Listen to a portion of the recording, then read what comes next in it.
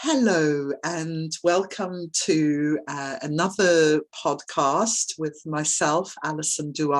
I'm a goddess asteroid astrologer, and my friend and colleague, Katreni, who's a human design analyst in Moscow, and I'm here in England. So we're having this intercontinental merging of minds.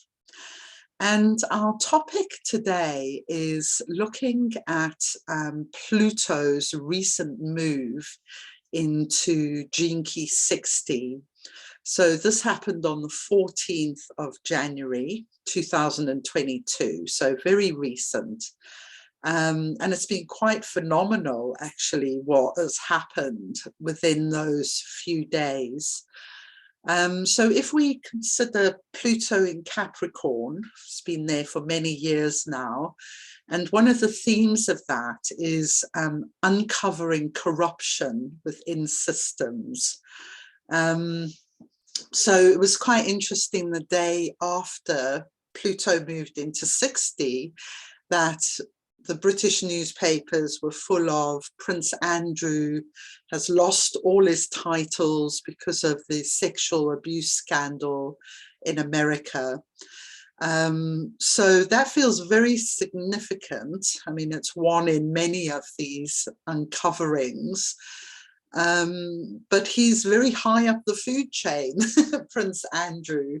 And I think for the Queen and Prince Charles to actually do that, they must believe that there is some truth in that. And then the other thing that happened is connected with Gaia, and we're going to be talking about the Ring of Gaia as well, which is really fascinating. And we had a huge tsunami in Tonga, so send our love out to all those people suffering. But the timing of it felt that it was very much triggered in a kind of Pluto's interaction with this Codon ring of Gaia.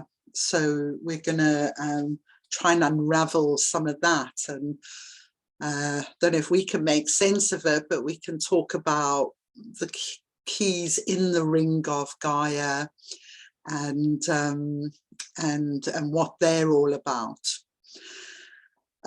So I'm going to invite Katreni in, and maybe let's begin with from a human design or gene keys perspective, like how have you felt, or what do you think about this shift in energy that many people seem to have been feeling since the 14th? I think that's 4 days ago, isn't it? So what are your thoughts on it? Thank you, Alison. Hi, everyone. Yeah, Pluto is something very powerful in regard of its movement. It's a slow planet, and it's something very important, especially now. Pluto moving through the wheel, and in our podcast with Alison, we mentioned Pluto maybe every podcast because its movement is what brings this mutation and, let's say, uncovering, meaning we are facing on the collective level their inner truth. And archetype of Pluto is like one of grandmother, but also it's a dark face like Lilith or Kali. So it's an archetype of grandmother that will always tell you the truth, which your parents doesn't tell you. So it kind of brings this unconscious energies to the surface. So when it goes through the wheel, through the program, it activates a certain codon, like it did when she entered 2020, the 61st gate, and activated the massive psychosis and the whole story of starting digging into our inner truth started. And now, just now, it moved into the 60, into the next codon in human design wheel. And it actually stays now here together with the sun, because the sun transit is also in the 60. And 60 in the Jinki spectrum is limitation, realism, and justice. So I guess there's lots of justice for us to be served, and also realism to be faced with. And 60 in the I Ching, and in human design, it's a channel of mutation, and in the I Ching, it's a gate of acceptance. And there is a magic formula in human design that in order to transcend limitation, you have to accept it. So it's the only way to transcend any limitation is to accept it. So I guess the program of the Pluto now is activating this deep acceptance of being in a form principle, of being comfortable in your own skin and facing everything like the dark side, especially because Pluto is an archetype of Scorpio. So facing one's own individual limitations, and also, I guess, vaporizing everything that doesn't belong to the form. So it's kind of justice within your own form and justice within the form of the body of humanity, because we are now, I mean, Aquarius age is also about fracturing, but it's also about kind of this weird simultaneous understanding that though we are fractured and individuated, we're also kind of realizing that we are one, like the mandala of the body of humanity, the mandala of the program. And the program is not something outside. We are the program. We are kind of materializing it.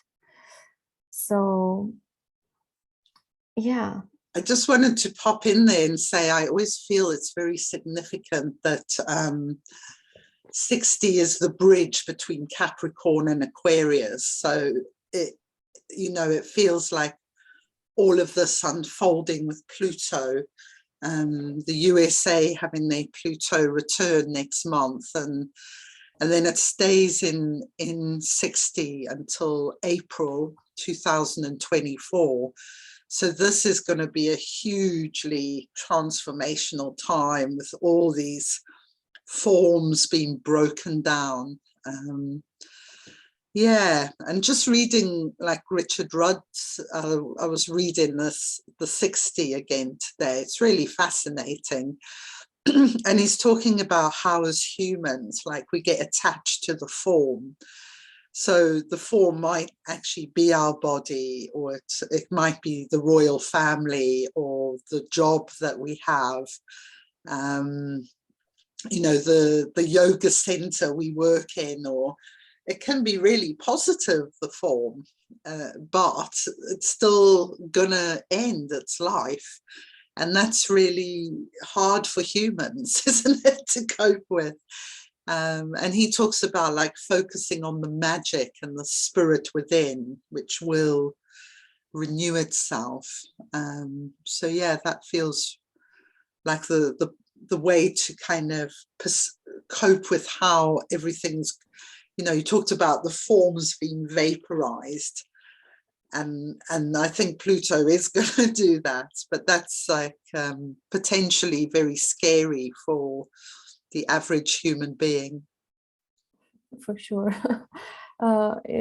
Regarding like things you shared just before about the volcano, and I'm very sensitive to what the collective transit bring in the field. Like I'm very sensitive to the patterns that come up on my Facebook feed, or people talking around me using certain language. So it's usually like the mirror of the program, and also sensitive to what starts to come to me. And like that was very weird the moment the Pluto shifted into the 60, and just before, during the 61st transit, I've certain films start to come to me, like one of very acoustic, very mutative film, very weird film made by Thai director called Memory, with Tilda Swinton in its as a main character.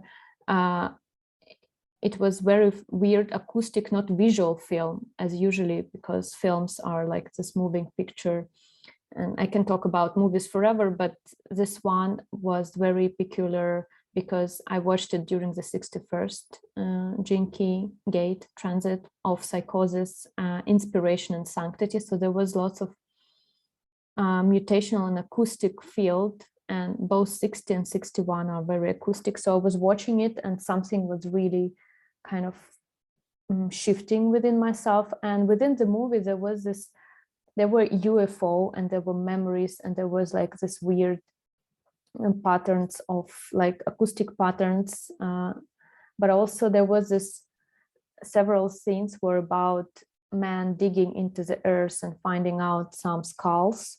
So that was like, oh, that was really deep. There is something like unconscious being brought to the surface. And then in a couple of days, there are several films, another couple of films came to me, like one called with Daniel Lewis. In Russian, it's called Oil. And I think in English it will be There Will Be Blood or something. Yeah, it's called There Will Be Blood. And it's about man in the early 19th century when they just start digging up oil. And he was like mad to be this oil man. He was digging the oil, and there was beautiful scene when the oil start to burn and there was this fiery burn. So there was like digging resources from the earth, and the oil was one. So the skulls came to me in the film, then this oil, and then there was another film called Gold, and it's about two guys going into Indonesia and trying to dig into the earth to find gold. And all of it was about the earth, about digging resources from the earth, and about like something come up to the surface from our unconscious and from the collective unconscious. And that was deeply fascinating to me because I don't watch much like films. It's really hard to find good ones, but those came up and they were good ones to see. But this was really weird pattern, like so synchronized with the transits. And this is what Pluto does, like it's inevitable of this meeting the dark thing, and also aligning with one's own individual human rights rather than political rights. So all of these films were about also very strong individuals, and this dichotomy between like human rights which should be given to us by just being born, and those political rights which they start to kind of fork those two things. And now it's gonna accelerate this forking between, oh, people gonna meet some deep crisis now because of also Jupiter. Actually, I will share the transit, but there is this Jupiter going into the 55th gate as well in the January, and the 55 is about this victimhood, victim freedom in the Jinki spectrum. And what it will bring is that it will bring the loss of faith that come from deep crisis rather than some kind of long-term revelation, like a long-term prepared revelation. It will be like a strong crisis, and from that deep crisis and the loss of faith, something will come up, like individual truths, like all of the transits, the nodes, Pluto, Jupiter, plus to that Venus retrograde, they all in this individual gates, which are crazy. So it's 55, Venus in the 38, gonna be Uranus in the 24th going direct, Pluto just being in the 61st individual gate and going to shift into the individual gate of the 60. So it's all about this deep mutation and like shock and loss of faith in the previous patterns we've been homogenized into by the structures, by the collective structures. So this is really powerful, and it's we have to find grounding techniques like a sap, because if you don't have grounding techniques, you're, yeah, hold on, put on your belts, because yeah, that will be really hard times now, especially this January, and those last bits and pieces before also Venus coming direct and showing us all our shadow work. So it's kind of interlapsing of many strong, super strong transits, which one goes direct or retrograde or like shifting into the individual gates. So if there is no shadow work done in a moment, it will be really hard to face, because there is this interlapsing of crisis and interlapsing of this inner truth and pressure, because 60 gate is a gate of pressure. It's in the root center. So it's pressuring us to mutate, and it's pressuring us to mutate into new forms and to put off, like crack off the old skin of ours. So yeah, I mean, in human design, it says that Pluto, where you have Pluto, it's your inner truth, and to find it, it takes a whole life to find this inner truth. And what's happening with these collective structures, when Pluto shifts into individual gates, it's really kind of puts your face in it. It's like the moment it shifts, here it comes for a couple of years, we collectively going to face it. And what's happening is that it's a good one, though it's Pluto, it's a Scorpio process, so it's a lot of facing death, kind of inner death experiences, small deaths within oneself. But also it kind of liberates us from the old structures and the old paradigm.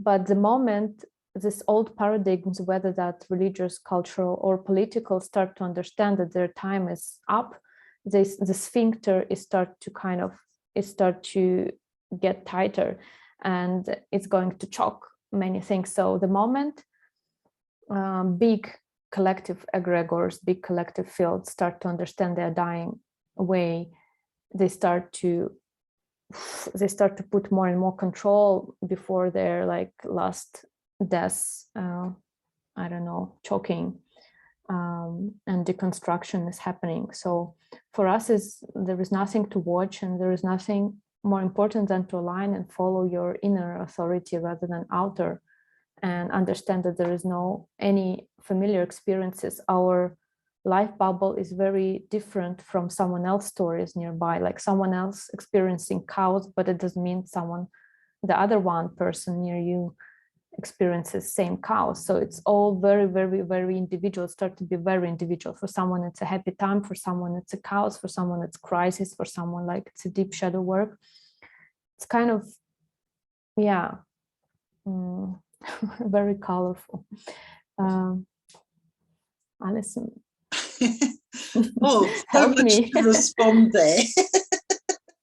Yeah. Wow. Okay, so just to say something about the 14th, when Pluto made the shift, that was such an amazing day astrologically, because that same day Mercury went retrograde, conjunct Saturn. Now I think they are in Gene Key 19, and on the 14th anyway. It might, I know Saturn's in the 19th, so that's another activation of the Codon Ring of Gaia, which is made up of the 61, the 60, and the 19, which is this gift of like sensitivity, sensitivity to the animals, to the earth, to like what is Gaia trying to say to us, you know, with all these things going on. I always feel like these things like massive tsunamis and earthquakes, they're almost her attempt to rebalance herself. And I mean, these are processes the earth has always had. It's just like we're here now going, you know, whereas for her, it's like how she's always transformed, I guess. And then also that Mercury is squaring Uranus. So this is going to bring about like shocking news and communication, or breakdown of communications, shocking revelations, things like that. So so that's another powerful energy, unearthing things. I like that word you used, that those sort of things about digging in the earth with Pluto. And it reminded me of the story of when Pluto was actually made a dwarf planet.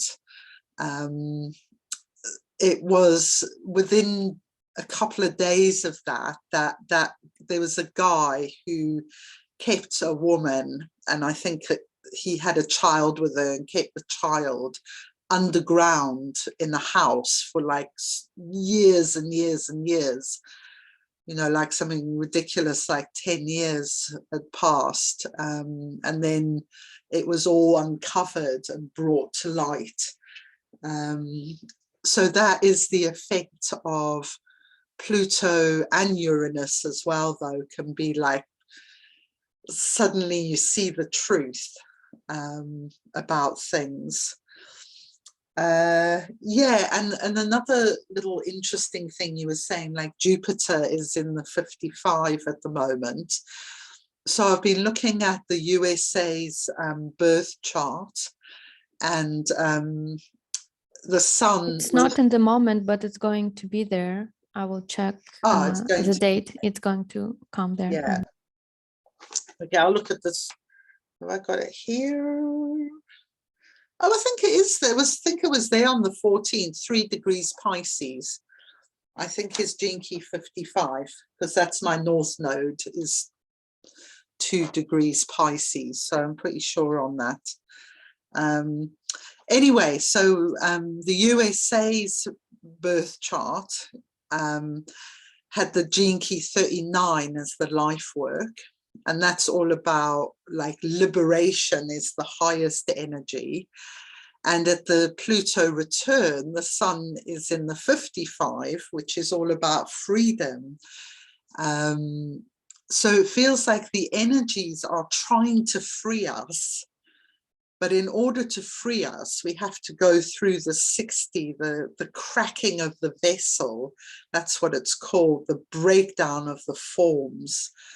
So that, you know, the flowering of consciousness can take place, because it can't take place within this limited and locked mindset of where, you know, many human beings are. But it doesn't need every single human being to flower into consciousness. It only needs a kind of percentage, and that is very much a global movement. You know, it's not about one country. This is about the human family flowering in consciousness. So, yeah, so despite all the kind of, I think it is challenging years ahead, but I do feel the goodness of what's going to come out of it. I kind of perceive the bigger picture, you might say, of our growth as human beings. It's like this has to happen for us to grow, you know, that's what it feels like. Actually, you're right, Alison. The Jupiter is now already, and also I just watched it about tomorrow shifting of the nodes, which is happening on the 18th. Yeah, and they're going to be this 55 in Jupiter, and Pluto already in the 60, conjuncting Sun in the 60.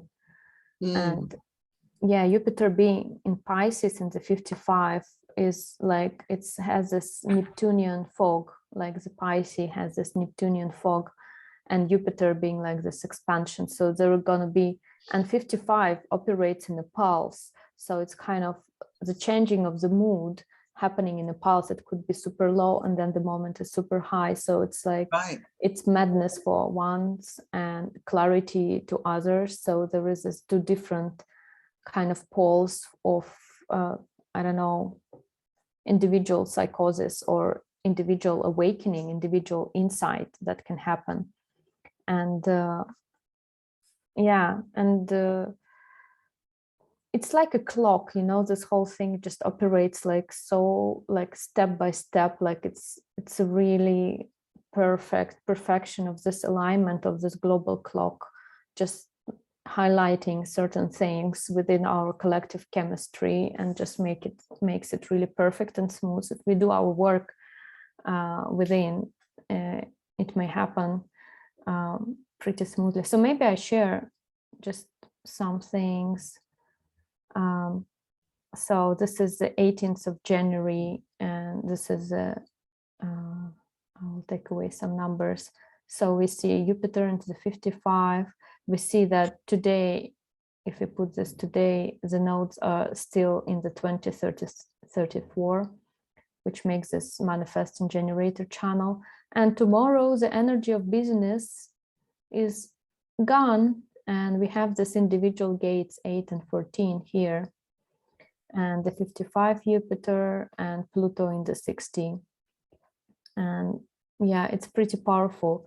Like the Pluto it's about finding light in the darkness. And Jupiter also kind of brings this moodiness and brings this super crisis of the spirit, because 55 gate is something that happened in 2027. In 2027, we have this shift of 55 in the 6th line collective. So now Jupiter kind of brings us the taste of this energy. So before the nodes were bringing us 3420 and this essence of what's going to be this individual business, individual doing things and alignment and finding integrity. And now Jupiter going show us something about the 55, which is about material, but also spirit. It's about like merging of material things and spirit, like finding its merging and finding it's through the crisis, like a sleeping phoenix kind of, yeah, burning slowly within with this 55. What else I wanted to show? Don't forget to say, we both forgot to say, it was the full moon conjunct Pluto today. And we hadn't planned that, had we? So we have the full moon illuminating Pluto at the moment. Yeah, I mean, whole things just gets crazy and crazier. And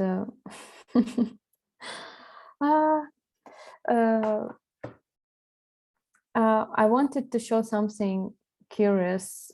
We have this Pluto thing to just finish for today, maybe around the Pluto, that Pluto, the cycle of Pluto transforming the whole thing gonna be until April 12th, right before my birthday. I have my birthday on the 13th of April, and Pluto shifts into the 41st gate, which is a starting codon, which gonna be in a week.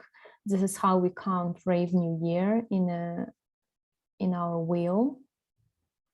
So in a wheel, we are here now. The sun is here in the 60, and next week the sun gonna shift into the starting codon, the 41st codon, and this starts the new cycle within the year, and also kind of our individual cycle of living our life. And kind of it's the year cycle is like a model of our life, where we incarnate with the spring, we build things, we kind of come together, we mutate and we die. And so the 60 is this process of death as well. 360 channel is where our monopole and design crystal during the death, they go through this channel 360, and it's kind of the process of the form death is complete. And also this is how the year finishes. It finishes with the 60, where we accept the limitation of being in the form and letting go of the form, so we can start anew with the 41st, which is the methionine, the starting codon, which starts every genetic sentence in our body. And then comes the 19, which is about the sacrifice. So we sacrifice and we disintegrate all of our bodies.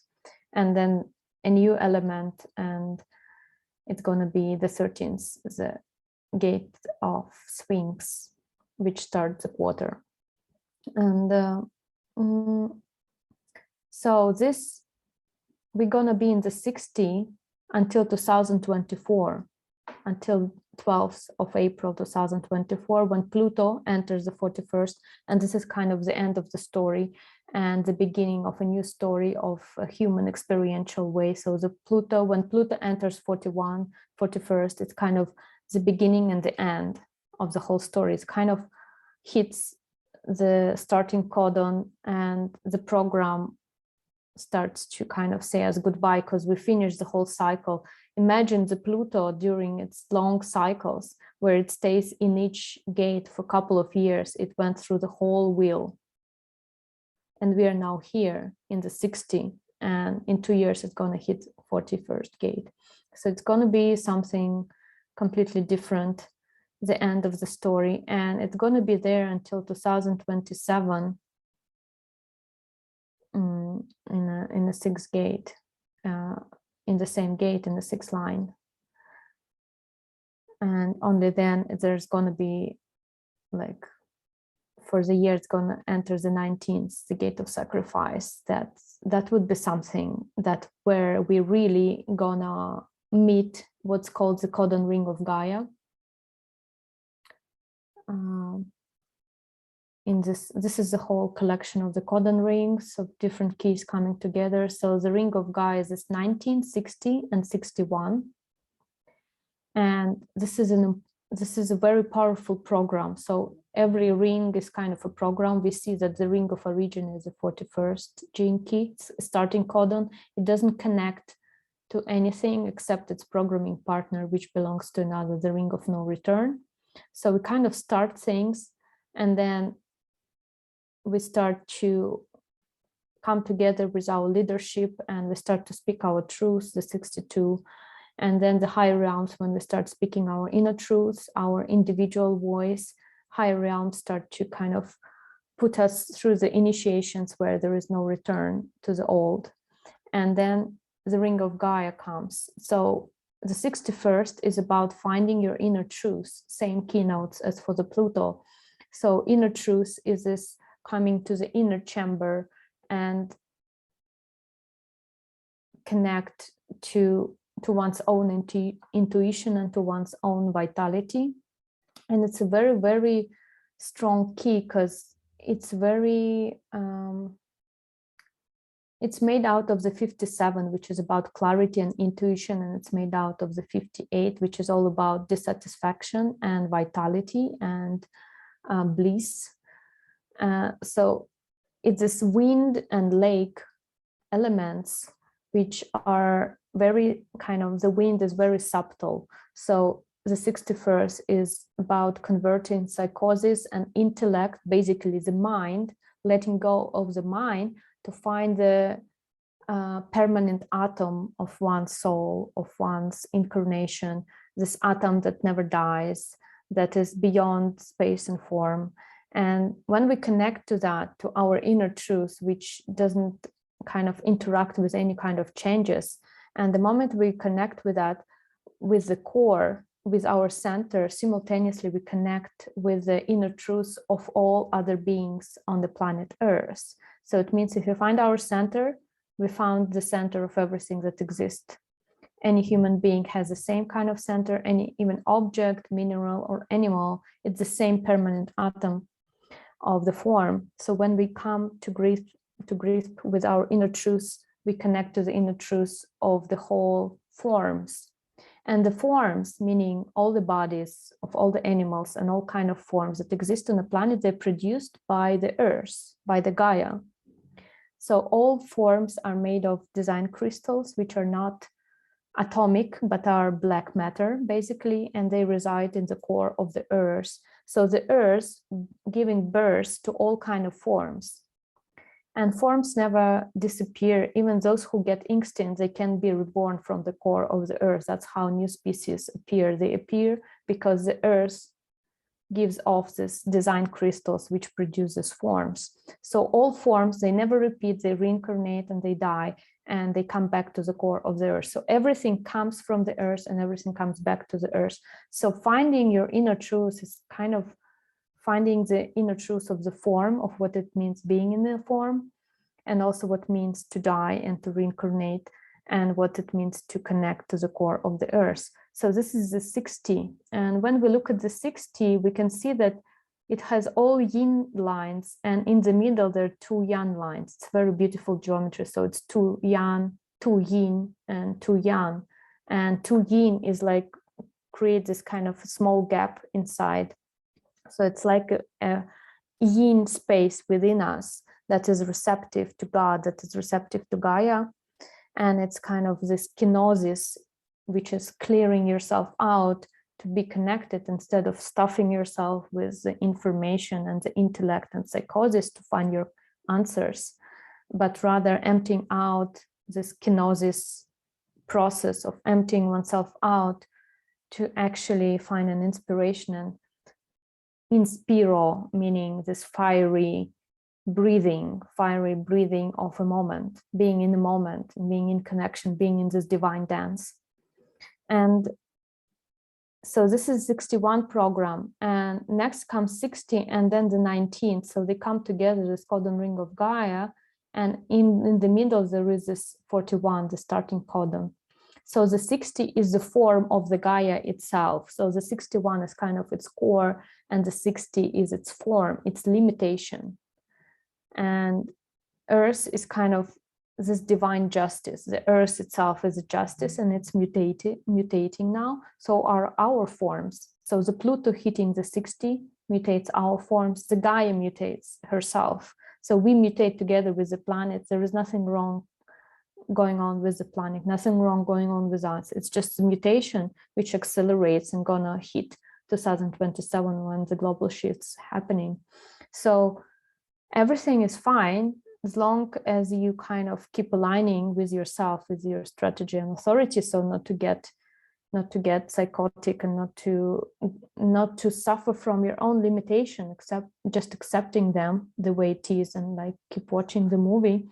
So the 60 is the form of the Gaia which mutates, and the 19 is the real end of the year, kind of comes after the Rave New Year, where it's a receptive Earth, which is about like being completely, fully receptive to let go of the body, to let go of all the old, to let go of the mutations that didn't work, the mutations that we won't bring to the new cycle, which starts with the fire element, and which starts with the 13th, where we have Ice Moon, and the Imbolc, the Celtic New Year, starts when in 2nd of the February, when the sun hits the 13th.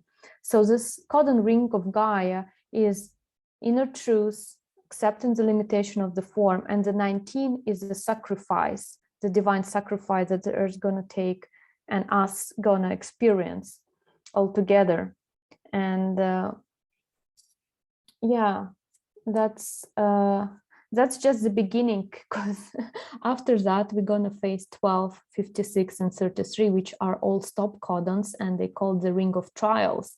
So this mutation is nothing to what's coming next. Next coming the Ring of Trials, where we're really gonna experience like the divine justice and the divine intoxication and the remembrance of who we are really. That's a strong thing, but we have to survive this Ring of Gaia, what's happening with the planet, and aligning our design, our form principle with what's going on. And I've been talking for a while. Would you like to add something, Alison? Well, just to say that is all, like seeing it set out like that, it's just like awesome, really. You just do perceive the unfolding of it all, you know. In some ways I wish Ra Uru Hu was here to see all this happening, because I think he would be amazed, you know, of all these things he talked about, but then actually seeing the mechanisms kind of moving into action as we live in these moments of like living through Pluto moving into 60, and yeah, and the thing I love about the 19 is that thing about communication with animals. You know, it's the horse whisperer or the dolphin whisperer or whatever. So it feels like through all of this, there's also these gifts that can be activated deep within our cells, maybe reactivated from times when we lived, you know, more like the indigenous tribes live on the planet, because they haven't lost their sensitivity. You know, it's only when we've come into this more industrialized way of living that we've lost our sensitivity, but it's definitely returning. But that can be uncomfortable because it's like, you know, all the emotions come back, you know, and we've been kind of dulled down to certain suffering in the world, and then suddenly we feel it again. It's like, ugh, you know, it's quite hard. But yeah, we have to just be with it all, and what a dance it is. And I was really feeling the story because in my gong bath, which I do every week, I've been doing a meditation tuning in to the lower trigrams. This is something you inspired, actually, Katreni. So I've been doing it from heaven, coming round in Lake at the moment, and really feeling. I actually heard this poem yesterday. I'm going to try and find it and post it. It's a very short Sufi poem, but it's about finding the silence in the lake and then letting the silence find you. So the way I've kind of been experiencing that little yin place in the center there is as this beautiful place of silence and beingness, and it's really lovely. Yeah, I've been in there. And I love that word, sanctity. It just really makes me want to take care of my form, you know, to understand that this is where the miracle is all happening in the body. So, you know, to honor it and take care of it, treat it as a sheltered place. Yeah, so I think we've covered quite a lot there, and we actually have just come up to an hour.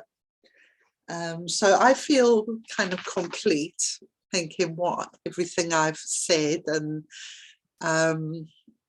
yeah, I just feel really inspired by these revelations. And as usual, Katreni, when I talk to you, my mind expands into infinite space, and it's a lovely feeling.